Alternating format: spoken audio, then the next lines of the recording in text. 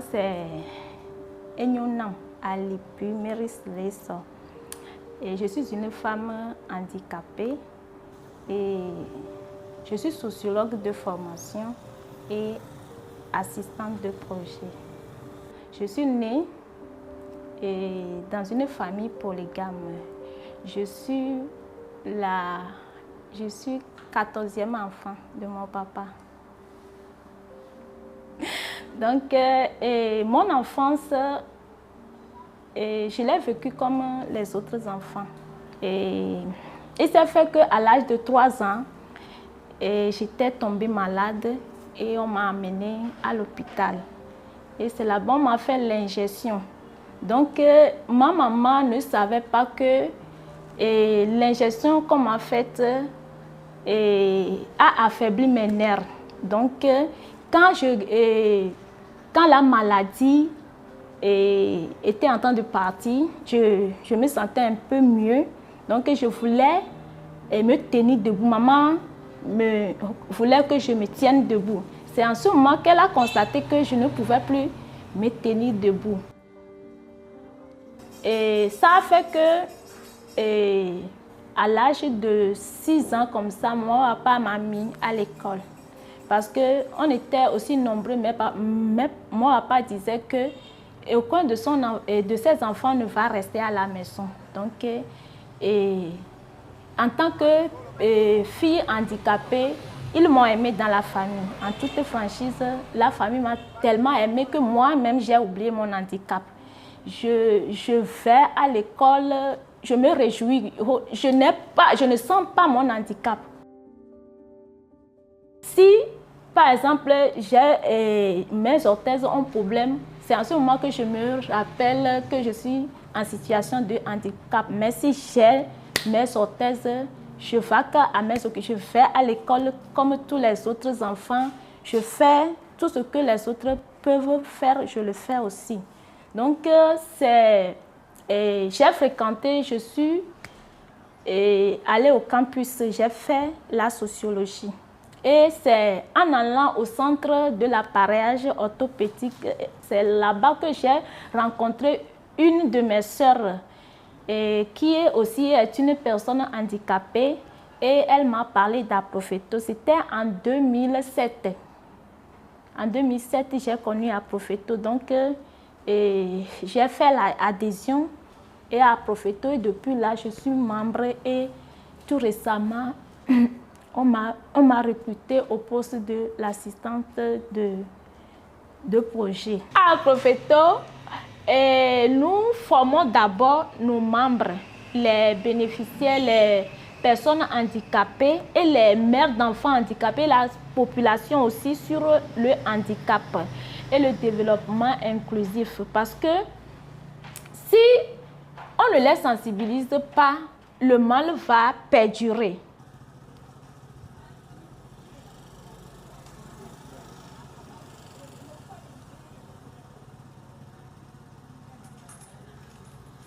En tant qu'une personne handicapée, ce n'est pas facile de vivre à Lomé. Ce n'est pas tout le monde qui accepte ou bien comprend le handicap. Les gens pensent que tu es une malédiction. Les gens parlent mal de toi et des fois même, quand tu boites là, les enfants vont t'imiter. Et les parents sont à côté, mais ils ne disent rien. Quand tu es dans une maison, les gens n'aiment pas que tu touches à leurs choses, quoi. Oui, c'est ça. C'est pas facile. Même au marché, quand tu étales tes choses et d'autres aussi étalent, à cause de ton handicap, il y a certaines personnes qui ne vont jamais venir acheter chez toi. Hein. C'est la mentalité. Au fait, on ne les accuse pas. Parce que c'est ce qu'on leur a inculqué. Les personnes handicapées elles-mêmes connaissent leurs droits. Si tu ne connais pas ton droit, tu ne peux pas le défendre. Tu ne peux pas te défendre aussi. Aprophéto est là pour sensibiliser les membres sur les droits et les sensibiliser aussi sur bon nombre de choses. des fois, si je suis libre, ce qui m'intéresse, c'est de sensibiliser les gens, de sensibiliser surtout les personnes handicapées. C'est c'est de là que la sensibilisation doit commencer par nous-mêmes. Et donc, je le fais. Et aussi, au niveau de la Prophéto, si on a une activité, par exemple le 8 mars, on a l'habitude de sensibiliser et c'est aussi à travers les théâtres. Et tout récemment, un de nos frères handicapés m'a abordé et il m'a dit que il est en train de faire quelque chose, de monter un groupe de théâtre. Et si j'aimerais intégrer le groupe, je lui ai donné mon accord que je vais participer. Et je fais tout seul. C'est parce que quand j'ai commencé l'étude supérieure au campus, on nous avait logé là-bas. Là-bas, comme j'ai eu l'habitude de le faire, j'ai vécu dans une famille polygame aussi et j'ai vécu surtout avec mes tantes. Donc, elles sont dans la restauration. Donc, à la maison, tu dois le faire. On se lève à 3 heures du matin pour faire tout avant d'aller à l'école. Donc, je me suis habituée. Quand je loue une chambre maintenant, je fais tout moi-même. La difficulté que j'ai eue quand j'ai loué quelque part, c'est que les cordes sur lesquelles il faut sécher là, c'est un peu élevé. Donc, c'est ça qui m'a fait, qui a fait que j'ai demandé qu'on puisse rabaisser. Si on rabaisse là, il n'y a pas de difficulté pour moi. Je fais toutes les activités comme les autres. Laver la douche, faire tout. Nous menons des activités. Par exemple, on les forme aussi sur le leadership. Et entre-temps, on a eu à tisser un partenariat avec les microfinances.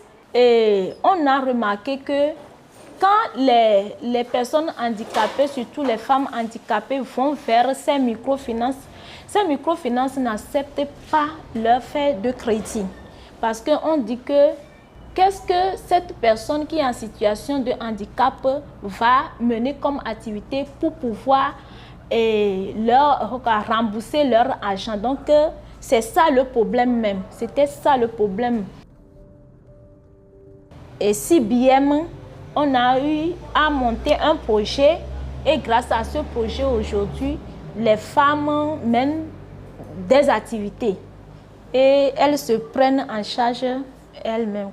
Je souhaite que les femmes handicapées se battent comme les autres femmes. Tu es femme handicapée, il faut que tu te battes.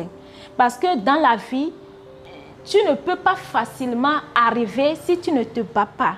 Donc, il faut qu'elles changent de mentalité. Elles ont la capacité et elles peuvent faire comme les autres. Mais si elles ne peuvent pas faire totalement comme les autres, elles peuvent faire quelque chose qui va contribuer au développement.